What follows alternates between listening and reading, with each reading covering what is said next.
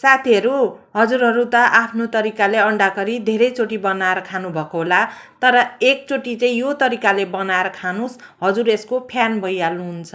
आउनु सुरु गरौँ है। यहाँ मैले अन्डालाई फुटाएर त्यसमा हालेँ थोरै नुन, अलिकति जिरा धुलो हालेर मजाले फिटेँ। बटुकामा तोरीको तेल हालेर त्यसलाई हातले चारैतिर मजाले लगाइदिएँ। सबै अन्डा बटुकामा हालेर बिर्को बन्द गरेँ। यता कराईमा पानी बसालेर त्यो बटुका राखिदिएँ र यसलाई अब 15 मिनेटको लागि पकाउने छोपेर।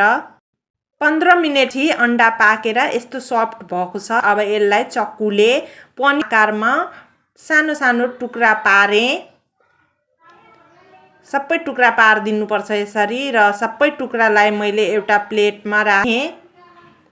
अब यता कराईमा तेल बसालेर सबै अन्डा हालिदिएँ र अब यसलाई एकछिन फ्राई गरेँ।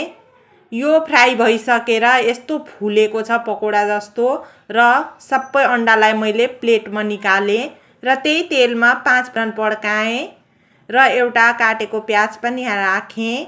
थोरै लसुन र अदुवाको पेस्ट हालेँ। टमाटर पनि राखेँ। स्वाद अनुसार नुन, बेसार, खुर्सानी धुलो, जिरा धुलो, धनिया धुलो र थोरै धनियाको पात पनि राखेँ र सबै मजाले भुटेँ। अब यसमा ग्रेभीको लागि पानी हालेँ। झोल उम्लिसकेपछि मैले सबै अन्डालाई हालेर सानो ग्यासमा 10 मिनेटसम्म पकाएँ।